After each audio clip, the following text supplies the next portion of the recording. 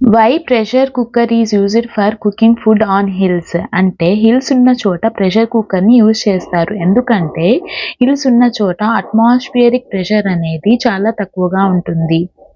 Atmospheric pressure తక్కువగా ఉంటే temperature కూడా తక్కువగా ఉంటుంది. హిల్స్ ఉన్న చోట వాటర్ చాలా లో టెంపరేచర్లో బాయిల్ అవుతుంది కంపేర్డ్ టు సీ లెవెల్ అంటే మనం ఉన్న చోట.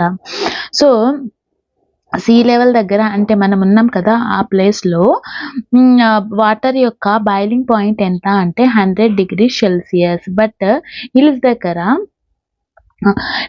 బాయిలింగ్ పాయింట్ ఎంత అంటే 92°C అంటే అంటే సీ లెవెల్ కన్నా తక్కువగా ఉంటుంది హిల్స్లో.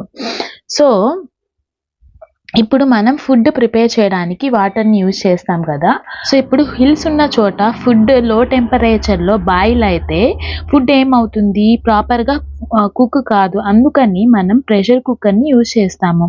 ప్రెషర్ కుక్కర్ని యూజ్ చేయడం ద్వారా వాటర్ యొక్క బాయిలింగ్ పాయింట్ని మనం ఇంక్రీజ్ చేయవచ్చు.